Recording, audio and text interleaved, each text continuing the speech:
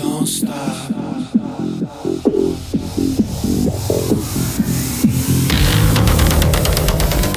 Hi, thanks so much for joining me on the Everything and Anything in a Big Gay podcast. I'm Zach Randles-Friedman, and I have an amazing guest today. Her name is Ellie, and I can't wait for you to hear her whole story, and I'll get to her in a minute. But before I get into who Ellie is and about today's episode, I wanted to give you a little story about myself. So if you've been listening to any of my podcast episodes over the last few weeks, you know that I have left my full-time corporate job and I am doing my podcast full-time. And I am so happy. Like, I get to do what I want. I'm improving my podcast. I'm getting better guests. I'm really, really, really, really loving this. So it's great. I'm very happy with this decision of doing this. I went back and forth for the first couple of weeks. Like, is this something that I should be doing? I left this corporate job, but I'm glad I did it. But what is different is that I need to go and make sure that I am doing something outside of the house. Because whenever I was working a full-time corporate job, I wasn't going to an office. I was working remotely from home. But I was on Zoom calls all day long with different people and having some type of social interaction with people. And now my interaction is with the guests that I'm interviewing, which is sometimes one or two a day, maybe, if even that. And that's my interaction. And then it's texting on the phone and calling my mom and talking to a few friends here and there. But that's my socialization. And it has been a long-ass winter in Boston. And I am ready to get outside because spring is here. But I have a whole new routine now where I am making myself go out every Thursday. And sometimes I go out other nights too, but I have a plan for a dinner with a friend or friends on Thursday, and then I go and I meet friends for drinks after dinner, and I'm doing that every Thursday. So I did this a couple of weeks ago where I went to dinner. We went to the trophy room again, which seems to be our go-to spot in Boston, and I met some friends there, and there were people that were at the bar a couple of weeks before that I remembered that we were talking to, and I went up and talked to them. And then there were some new gays at the bar, and I went up and talked to them because one of my friends thought they were cute. And here's the thing. I have said many times on this show that I don't think Boston gays are friendly. And whenever I walked into this group of gays at the end of the bar, and I said, "Hey, how's it going, guys?" They're like, "Hey, how are you?" and stuff. And they were talking like normal people. Like, they weren't insulted that I came up and talked to them. We ended up hanging out with one of them till we all went home, which I'll tell you what time that was.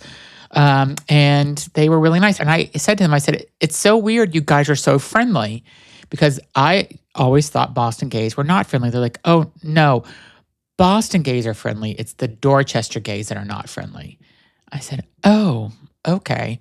I don't know if I 100% believe that, but I have to say the last few times I've been at Trophy Room, I have talked to dozens of people that I didn't know them, and we talked back and we hung out and we exchanged phone numbers or Instagram or whatever. So yeah, I am shocked that I wasn't too judgy because I've lived here for a long time. I'm not being judgy. I still think Boston gays are a little cliquey. They even said Boston gays are cliquey, but they also said that the Dorchester gays are the ones that are more just not friendly. So makes sense. I got to get my husband to come out with me. My husband goes to bed at like 8:30, 9 o'clock every night. I'm up until 1 o'clock in the morning.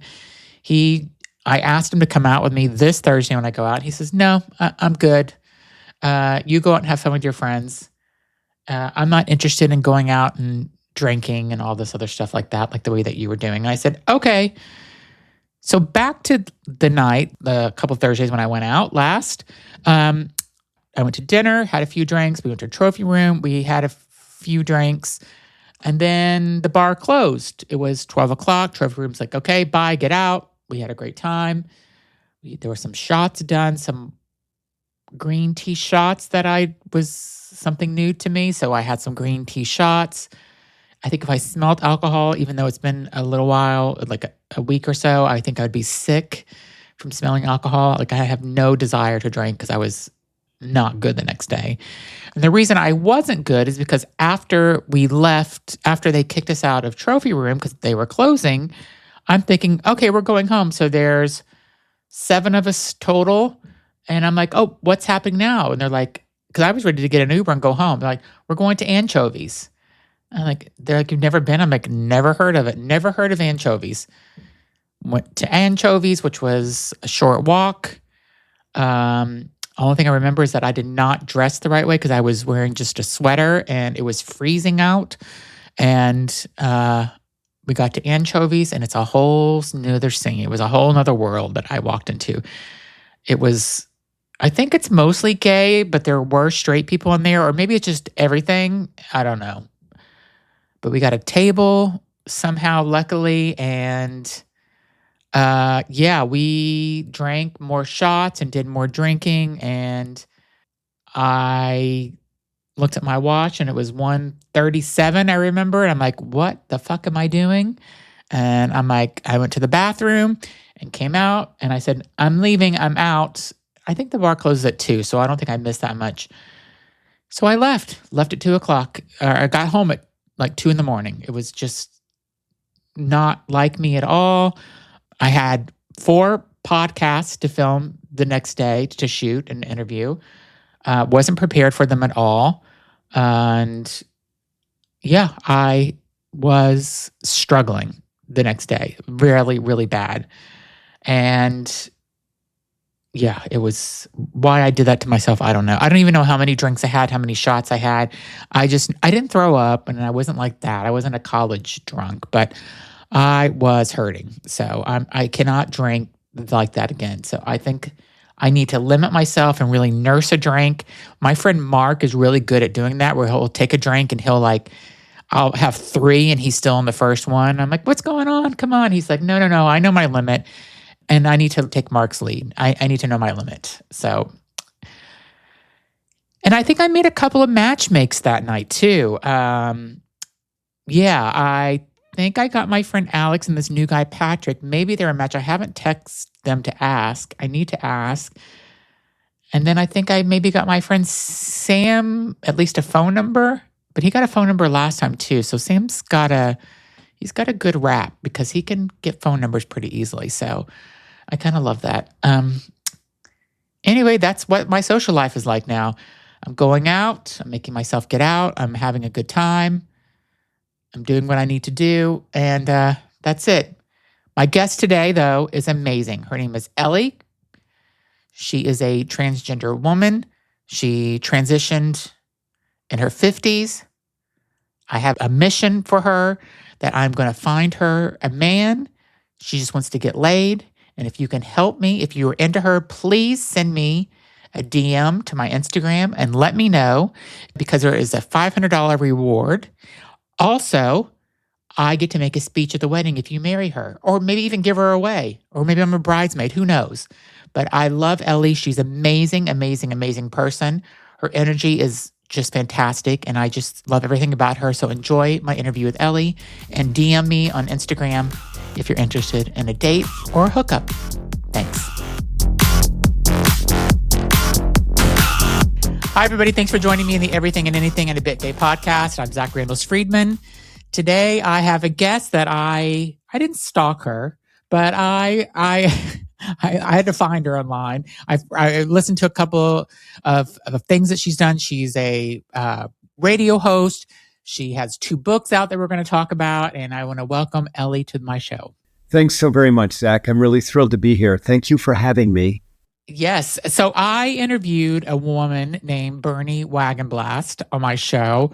Bernie is a transgender woman that decided to transition at the age of 66. Whoa. Okay. Good for her. And I just told her story, and I just fell in love with her because she's just so amazing and so brave that she did that. And I want to talk about your story. You decided to transition at the age, you were in your 50s? Yeah, I was 52. And, what Bernie shows, and me as well, is this idea that human authenticity, I have the saying that human authenticity will not leave you alone until you listen to it. Mm-hmm. And by that, what I mean is that we all of us have a need to feel whole, complete, like WHOLE. Yeah. And it won't go away. It really won't, unless you finally do what's going to make you feel whole. And so in the case of transgender people, when they transition later in life, it's just that they just couldn't not be whole anymore. Yeah. And they go and they do that. Yeah. And so can you talk to me? You're married to a woman. I married my high school sweetheart. Yep. Love that. And then you had 2 children. Am I right? Yep. 2 girls. Okay. Yep. 2 girls. And so whenever you talked to them about this, what was so first of all, was this a very hard conversation to have? And I'm sure it wasn't. It was not. No, it was horrible. Oh, yeah. Okay. It was horrible. Okay. I thought you were saying no. I'm like, oh, wow. That's no. so I mean, I had married my high school sweetheart. I loved her with all my heart. We had this incredibly great marriage. We had built this incredible life together where, we had the 2 girls. We lived in the best neighborhood in Cedar Rapids, Iowa. I had my own firm. We had a house with, 4-car garage with 3 cars in it, country club, all that stuff. And it was a perfect life for a man. Okay. It was not a perfect life for me because I really am a woman. And so, and the process, and please understand that in the 70s and the 80s, the 60s and the 70s, when I was growing up, the idea that your brain didn't match your body and you could do anything about it, I mean, that was just so unfathomable. Yeah. Okay. I mean, the Stonewall riots didn't occur until 1969, with the start of the gay rights movement, and then transgender people were pushed way, way back to the back of the line. So when I started to, and I had suppressed my gender identity issues ever since I was a teenager, thinking it would go away. And then, as an adult, when I realized it wasn't going to go away, when there was something going on with me, I tried to get some help. And I went through a series of therapists, and eventually, 9/11 happened. And that's when I realized that someday I'd lay on my deathbed and I would really hate myself for not having been true to me, or not having been braver to be me. So at first, though, I came out thinking that I had a panty fetish and that I was a gay man. Okay. Yeah. Because I really like men. And so when I first came out and when we divorced, when I left my wife and my daughters, it was, Dad's gay, and I mean, we didn't tell him about the panty thing, and then when I started to explore life as a gay man, I quickly realized, yes, very attracted to men, but not attracted to men as another man, attracted to men as a woman, and so it was all incremental, and so it took. I left my house and my wife in 2004. It took until May of 2009, so essentially 5 years. Wow. Before I transitioned and came out as Ellie. And that was after finding a rock star therapist who just would not let me get away with anything. Yeah. So.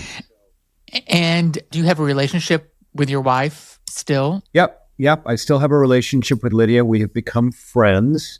Good. She remarried. That helped a great deal with my guilt. I think that helped a great deal with her being able to be able to go forward in life. And she and he have been together for over 20 years. So I'm happy for them. I lost my oldest daughter for a number of years, but she came back to me and we're very good. And my youngest daughter, I never left. But unfortunately, she and I have become estranged for reasons I don't entirely understand. But they have nothing to do with me being transgender. So okay.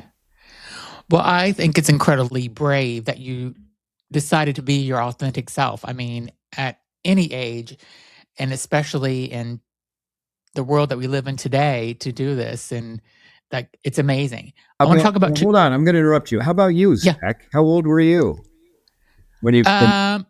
Whenever I came out of the closet of being gay, I was So I denied to myself for years. And then whenever I was 20 years old, I was living in Miami. I decided I was going to go to this gay bar one night. Oh. And by myself, because I didn't have any gay friends, I went there. I was 20 years old, so I was a cute little kid, or twink or whatever you want to call it. A twink, yeah. I was a twink with blonde hair and a magnet, also called a magnet. Oh, magnet. Oh, I haven't. Oh. And I walk into this bar. It's in South Miami, and it was like walking and everybody turned their head because I was a new face in town, right? So no one's seen me. I was young. I wasn't even old enough to get into the bar at that point because I was 20. They let me in anyway. And I ended up making out with a guy that night outside in the parking lot. And then I said, I asked him, what do you do for a living? And he said, I work at this company. And I'm like, holy shit, that's the company my father works at. Whoa.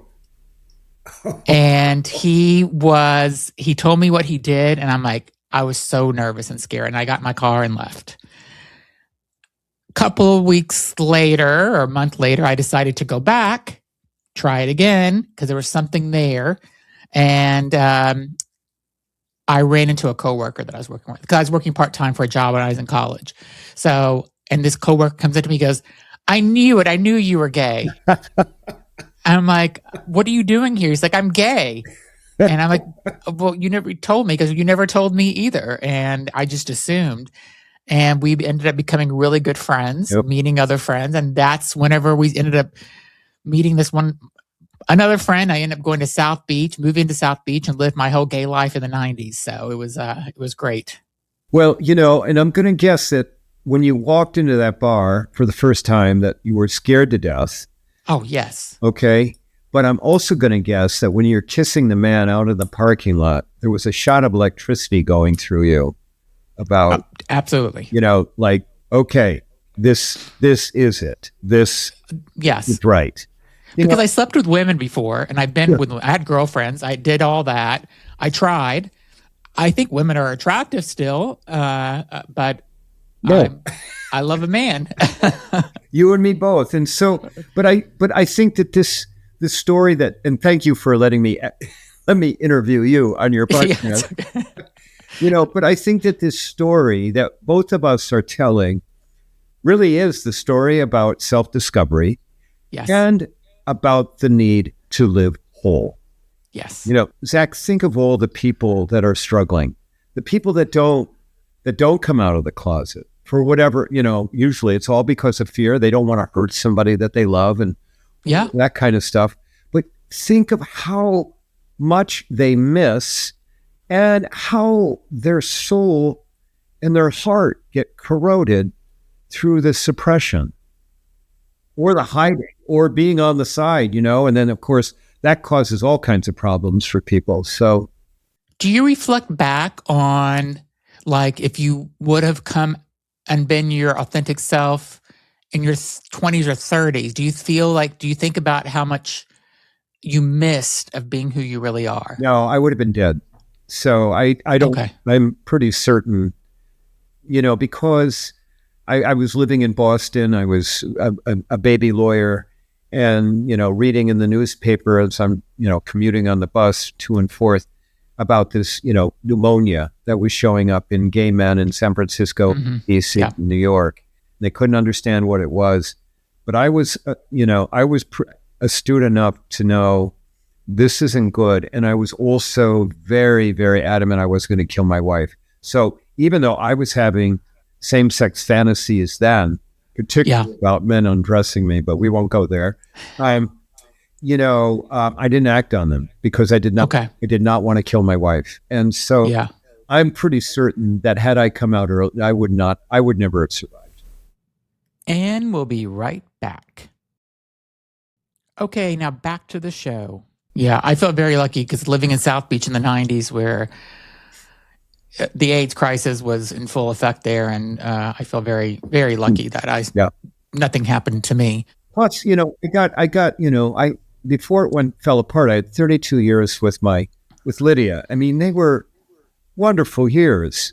It was wonderful to be loved. And I knew, one of the hesitations I had about transitioning, apart from hurting my daughters and apart from hurting my wife and apart from probably losing my law firm and a bunch of money and resources, one of, my concerns was that I'd be alone, that this, because the voice doesn't match the appearance. Your listeners, if they're hearing it audio and not seeing it visual, they're like, hey, it's a 240-pound guy that they're, and I'm like 5'7", size 4 to 6, depending on the store. But I figured I was going to be alone, and that actually turned out to be the case. So, that was a problem. Well, also, if you wouldn't have had your daughters either. Like, you would have lost that as part of your life. Yeah. So, that goes with, geez, I didn't mean to minimize it. That certainly goes without saying, of course. And, no, in a perfect world, would I now, in 2026, would I be a 25-year-old trans woman, with maybe a better voice but certainly less wrinkles and all of that? Yeah, that would be great. I'm very, very jealous of younger trans women who pass and, get to go live their life as who they are. And maybe they're stealth and nobody even guesses, but they get to be whole and all that stuff. But that's not the way it is. So, I'm me. You've had a good life, though, overall, it sounds like. Absolutely. I've had a charmed life in a variety of ways. So I love how you did your 2 books. You did one book, Becoming Ellen. Yep. And that was kind of up to your transition point. Well, one book is a coming out book, Getting to Ellen. That's that book. And then the second book, Being Ellen, is what it's like to live for a decade and a half as me. Okay. I think that's amazing. And I think those books are so helpful for people to read. I really, because you've kind of given the perspective of a real life, your life and what it's really like with no, just keeping it real and raw. So I love that. Tell me what made you write the second book? Because you kind of got the first book out of your system. Did you feel like you really wanted people to understand what it was like being Ellen? Yeah. So when I came out in 2009 as the first lawyer in Iowa to ever transition genders. Oh, really? Okay, cool. It's a dubious distinction, trust me. But trans people weren't very visible then. And they were certainly not like on social media, references to them. We had no real trans, Sheriff Bono came out.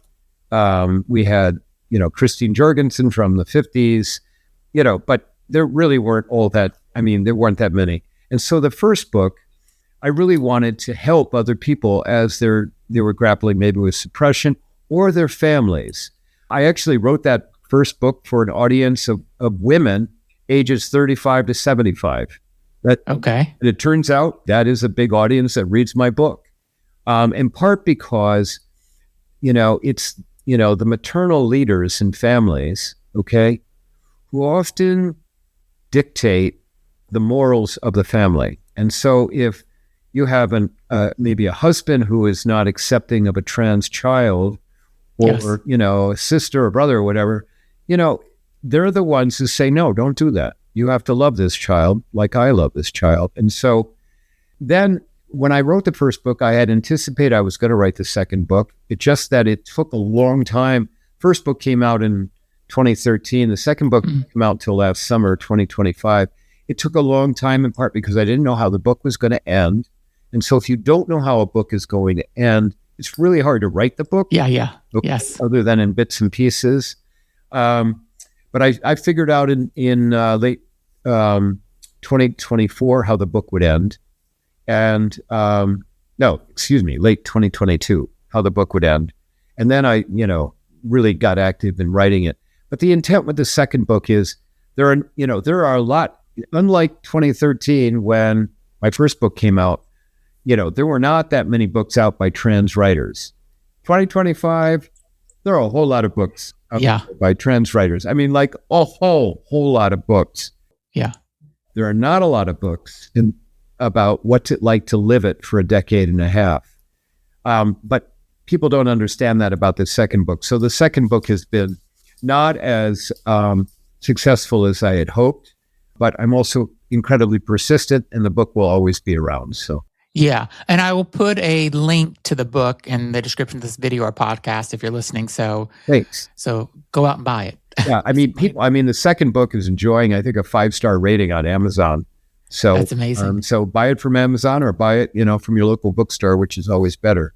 So, and interestingly, I mean, both books are print-on-demand books. The old phrase was self-published, but they're both published to professional standards. For the second book, I paid 4 sets of professional eyes to go through the book, which would be more sets of eyes than if you were going through a publishing house. And so, they're up to high standards. And people somehow, for some reason, like my writing, and I'm thrilled about it. Awesome. Are you going to do a third book? The idea is to do a third book, which would be along the lines of Farewell, Ellen, okay? Reflections on a life well lived. I've not started writing that book yet because I'm still trying to recover from getting the second book done. We'll see if the third book comes out, but that would be the goal. What was the moment? You talked a little bit about this at the beginning of our interview, but what was the moment where you knew that you were different from other people that you were growing up with? Like you knew, like, okay, I'm in the wrong body that I'm in. What was that moment, that kind of defining moment, if you can remember, like if there was a defining moment? Well, again, 60s and 70s, the word transgender, while it may have existed, it was never really out there in the lexicon. And so there was like not even a handle for me, okay?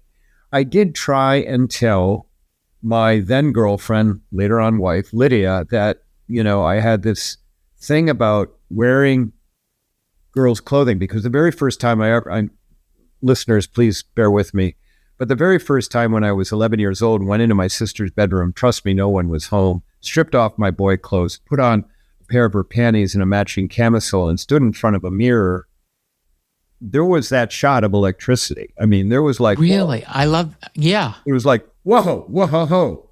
And so I knew that there was something about me. I thought it would go away. When I started dating Lydia, I thought it would go away, and it didn't go away. So I tried to tell her about it, and over the telephone, of course, and she just absolutely freaked out. Like, what are you talking about? And I changed the subject and came to understand that I was going to be a very good trial lawyer, because when I changed the subject, she certainly went for it. Yeah. We never talked about that ever again for 25 years. Now, she claims that I never told her. Okay, I need to make sure that's clear, and I make that clear in the book. I know I did. And in trying to tell her, and with that reaction, what that taught me was, if you ever tell anybody about what's in your head, you're going to be alone. You're going to lose people. You're not going to, you're going to become an outcast. And so that cemented, my compartmentalizing. I'm sure you did some compartmentalizing. Oh, yeah, for sure. So that cemented and I was very good at compartmentalizing.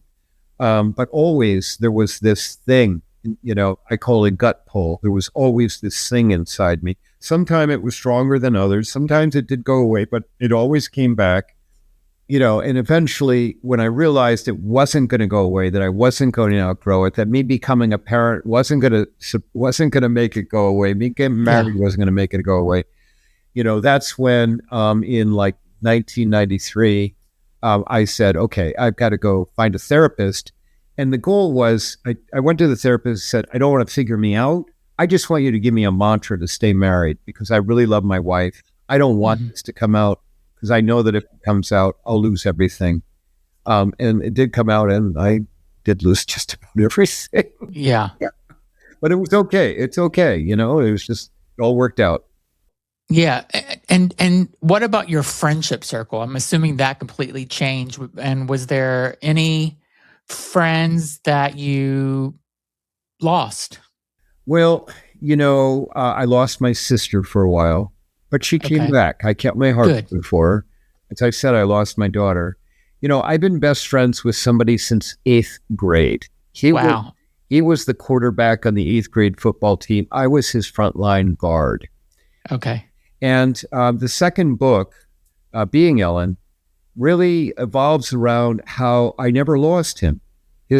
Our friendship maintained. If not, I think it got stronger. I mean, he said, I really don't care if you wear a dress as long as you're still willing to drink beer with me. And in fact, everyone in his family gets to wear a family ring, okay? And I also get to wear that family ring because I'm considered part of the family. I love that. He has a daughter that is like a third daughter to me. I just talked to her, what is this, Wednesday? I talked to her on Monday. I've been there for her as she's navigated a number of different things. I've been there for my friend as he's navigated challenges, a variety of challenges, including the loss of 2 children to opioid addiction. So it's been a friendship that has survived a lot of different things, and I'm incredibly grateful for it. I love that. I have two of my best friends are from the 6th grade, and I'm still friends with them today and still go on vacation. I mean, it's crazy how you can maintain a friendship for that long. And then it's also crazy how you think about how some people come in your life and are meant to be there for a little while, and then they're kind of ended their chapter and they move on. So, and that has, certainly that's happened to me. I left Cedar Rapids after transitioning because I did lose my law firm, and I moved to the Twin Cities to start all over where, Twin Cities, my God, let's just talk about gay Mecca, okay? And, very queer friendly. And I've never been, so I think like I need to. You need to come. It's really, okay. Come between April and October, okay? Just so you know, right? Well, I'm in Boston, so it's free. I'm so ready for spring more than ever. So I understand. Okay, well, don't tell me now. I'm jealous, okay, because I miss Boston greatly. But once I moved up here to Twin Cities, I just at first it was trans people I made relationships with, but then I realized once I transitioned, surgically, and moved on a little bit, that really I just wanted to hang out with cisgender women. In fact, this afternoon or this evening, there's a group. I live now outside the cities in a blue to purple county or red to purple county, 40 miles from downtown Minneapolis. And I've been adopted by a group called the Momfia, MOMFIA. Oh, they're all moms in their mid to late 40s. And somehow they've decided that Ellie Krug is somebody that they want to be part of their group. So I'm getting together with them tonight. And, so I've been very lucky that people like me. And I've been very, very lucky that I've been able to form close relationships. Don't get me started on my gay boyfriends. Do not get me started on how much I love my gay boyfriends. Okay. Are you dating now? No. I'm sorry about laughing. I mean, it's just like.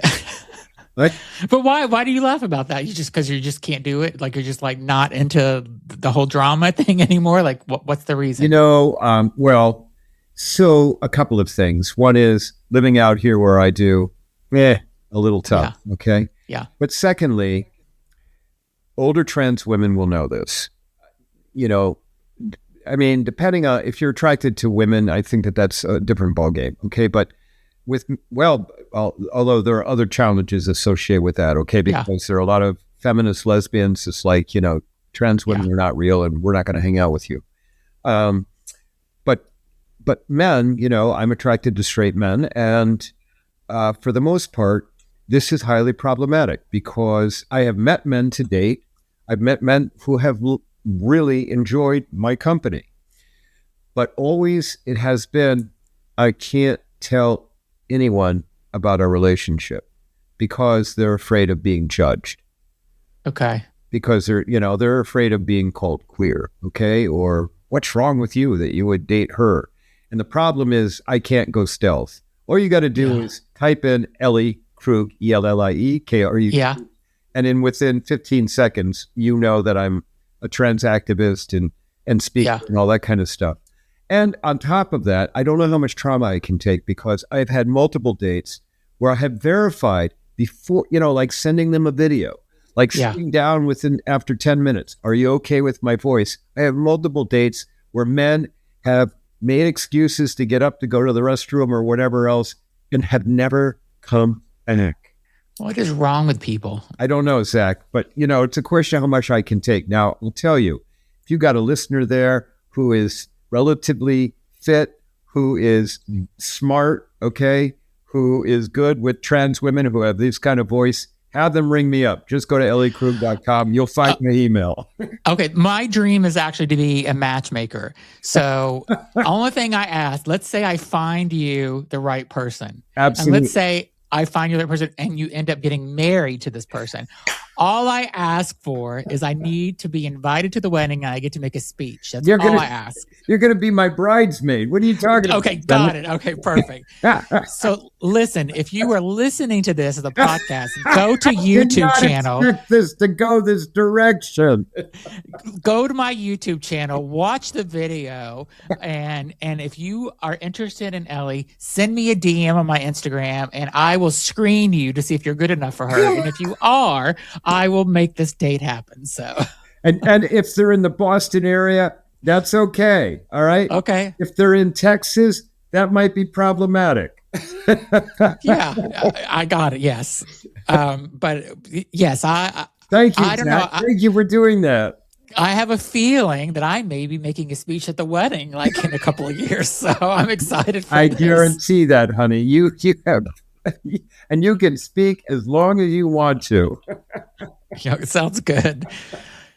And we'll be right back. Okay, and now back to the show. I also don't want to forget to talk about your radio shows because you've had 3. And I heard the story of how you got started in radio, which you were just on a radio show and you said, hey, I'd like to do this. And so can you tell my listeners the story on how you kind of got into this? 'Cause I think it's remarkable. So the background is that when I was in college at college, COE, I had a radio show. I had the Friday afternoon going home show from 4 to 6 or 7 or something like that. But that was playing music, but I really liked being on the radio. Yeah. And so back in early 2016, living up here in the Twin Cities, a woman reached out to me who had a show on AM 950 KTNF radio, which is a small, kind of watt radio station. But it's one of only 30 progressive radio stations left in the country. Remember the Air America network? Yes, okay? Yes. Well, Rachel Maddow got her start. So it was part of that network. Anyway, this woman had read my first book. She wanted me to come to the show at the station and, she wanted to interview me about the book and about my work at trying to change the world. And a lovely interview. She was really good. She knew all the stuff. And when I got done, I just said, hey, you think that they'd be interested in having a transgender radio host? And she's like, I don't know, but I'll talk to the station owner. Yeah. And the station owner was very interested. And so at the late 2016, I started a show called Hidden Edges Radio, which was about surviving the human condition. So I would have people on who had survived adversity, and then came to have a change of perspective about life and stuff like that. Yeah. Also about people trying to do good. And then in about a year later, I started a different radio show called Ellie 2.0 Radio, which was about idealists. Like, I'm an idealist, people trying to make the world better. And I had all kinds of people, like literally making differences in the world, like a black musician who was talking to the Ku Klux Klan and getting Klan members to give up their robes. Okay. Wow. And befriending them. And so I did that for 350 episodes. And then when Donald Trump got reelected, I just said, I can't speak about idealism anymore. I got to advocate for the trans community, non-binary humans, gender variant humans. And so Donald Trump got elected on a Tuesday.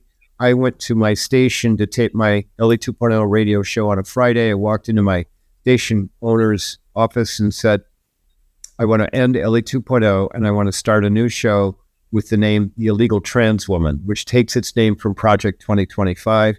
He looked at me and he said, I love it. Oh, do it. Good. Awesome.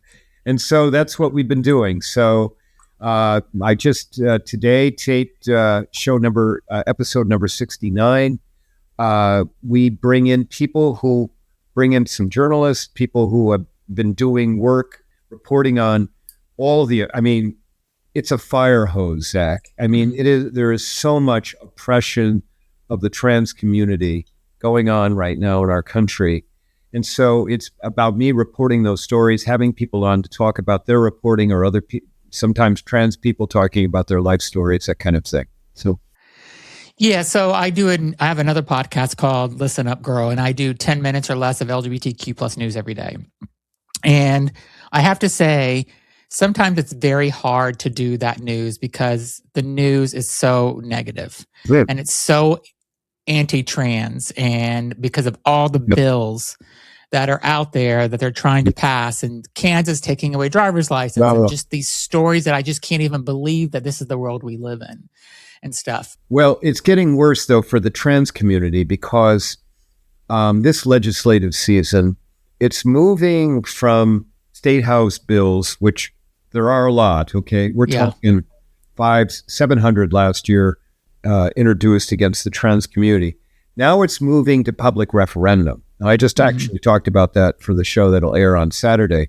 We've got both Washington State and Maine now having secured enough signatures. So in Washington State, nearly 450,000 signatures. In Maine, 82,000 signatures of a adult population in Maine of only 1.1 million for referendum banning trans girls from playing in sports from K to 12th public school, 12th grade. So we've got now what they're doing is they're moving to have referendum on human rights, on the human rights of transgender people. And so they're and this is being funded one each by a conservative transphobic billionaire. Okay. Mm-hmm. Now they're going to perfect this. And I predict next year or the year after, we're going to start voting on whether adults can access gender-affirming care. Whether I think Washington State may also be about gender-affirming care as well, in addition to trans girls playing sports. But I'm anticipating there will come to be now referendum across the country aimed at the trans community. And it's just very disheartening, to say the least. Do you think if the midterm elections go the way that I hope they go, do you think that there could be that could change things? Well, first of all, that's assuming we have elections that are, fair. Yeah. Okay, but assuming we do have fair elections, I do think there will be an incredible blue wave. Oh, me too. Do I think that will ease the pressure on trans people? Yes, to a certain extent. I mean, Trump is still... most of all the anti-trans stuff that's going on in the federal government has been because of the executive order. It's not even law. And so, but people are in the executive government, carrying out his edicts. And so they won't be able to stop the executive orders, even if they have the House and the Senate. And I anticipate, because what he's doing now with the SAVE Act and attaching anti-gender affirming care provision for trans kids and youth, and then sports ban, like a national on both of those. The reason he's doing that is because he thinks that that's going to really excite the base, and that it's also going to put, Democratic lawmakers on the line, because there are people in their districts who, aren't favorable to trans people. So I don't know. I think that we have to have all three to protect trans people going forward. Yeah. I read these news stories daily about all the stuff that the government, and not even just the U.S., but what's happening in other countries as well. And I always read the statistic that the population of transgender is less than 1% of the population. And I just can't believe that there's this much effort to put in to try to hurt less than 1% of the population. Whenever, and I don't want to get so political, but when we have a war that's going on with Iran just to hide the Epstein files, whenever, we're hiding the Epstein files, I mean, there's so many more things that this money could be going for that's being, and the time and effort than stopping somebody from using a bathroom. It's just like, to me, it's insanity that it's even gotten this far. So I have a Substack blog titled Being Ellen. And last month or early this month, I wrote about the analogy, the similarities between Nazi Germany and then what they're doing with transgender people. Particularly, it was around Kansas and the law about reverting driver's licenses and birth certificates in Kansas. And what the Nazis, when they started, it was trans people that they really went after first. When you see those pictures of those books in the big pile where they're burning the books, that was at the Human Sexuality Institute, where they were doing where they were studying and promote, helping transgender people. They raided, that was one of the first places that the Nazis raided, and they took out all of the literature. I mean, all kinds of stuff was lost forever. And so there are a lot of similarities that are going on right now. We'll be right back after a word from our sponsors. Okay, now back to the show. Ellie, I want to ask you a question just about gay men and transgender people. I've interviewed several transgender people, and transgender women sometimes say that gay men are not always kind whenever they're out or whenever they meet them and stuff. And I think, and I've kind of seen it myself, and I just wanted to kind of get your thought on that. Just, do you think that gay men because the way I see it, and I'll just preface it with this, that this podcast and the 2+ years I've been doing it has changed my mind on so many things. Sure. It's opened my eyes in so many things and stuff. And I didn't have anything against transgender people before starting this podcast. I guess I didn't understand it or didn't really pay attention to it. And now that I'm doing this, I want to get the message out and stuff, because I feel like transgender people are our community. That's the LGBTQ plus community. But I don't think that every gay man feels that way. And I wanted to see if you've ever experienced that. Well, first of all, thank you for, wanting to be an ally and being kind and compassionate. So I really appreciate that. For background, I mean, I think that we have to remember that after Stonewall, as the gay liberation movement was starting to take off, gay men and lesbians, they did not want trans people to be involved in the movement. Oh, they, in fact, you wouldn't allow trans people to walk in the first gay pride parade in New York City. And there was a lot of pushback because I think that they were afraid that we were too weird, for lack of a better phrase, because a lot of trans people don't pass. Passing is the extent to which you'd never guess that you were, assigned a different gender at birth. And I think that they felt that would detract from their messaging. Okay, so that's the historical thing. And then we have some other things that happened, including, when they tried to pass the Equal Employment Non-Discrimination Act in the early 2000s, where the gay community was okay with not including transgender people in that. Okay, now, a lot of that has gone, it's water under the bridge. People have all changed. I will tell you, my personal experience is that I have always met gay men who have been kind to me. Awesome. Never experienced, and me personally, and I've never witnessed either, gay men ever being unkind to trans women. So now, does that mean it doesn't happen? No. Have I heard gay men say, I get the trans, but I don't get the non-binary because of the pronouns and they and them stuff? Yes, I've heard that. And of course, I've always pushed back to hey, no, stop that. Okay. Yeah. But no, I think that the gay community has been able to have marriage. They've been able to get legal recognition in a variety of ways. They've got the EOC protecting them. They're not, the EEOC is no longer protecting trans people in employment settings. Yeah. Now, that does not mean, and I will tell you this, it doesn't mean that you're safe. Okay. I just think they're working, they're working their way with the trans people first. But in terms of the community, the gay community not being accepting, I've never experienced that. Okay, that's good. I'm glad. I'm happy about that. I just heard. I mean, I've heard gay guys, not necessarily my friends, but in a group of things, just make comments, and I'm just like, I feel like they're so ignorant. So that's why I'm not friends with them. Yeah, but I mean, there's also just a lot of ignorant cis straight, people as well. Yeah, totally. But the goal though is to normalize. I mean, so I mentioned my mission work. So I mean, when I'm not on the radio, okay, when I'm not writing a blog post or doing my monthly newsletter, what I'm doing is I'm trying to go out and speak. I have a number of different workshops. One that's called Gray Area Thinking, that's about human inclusivity. It's not trans focused. It's not queer focused. It's about humans. Mm-hmm. I've given that workshop hundreds of times.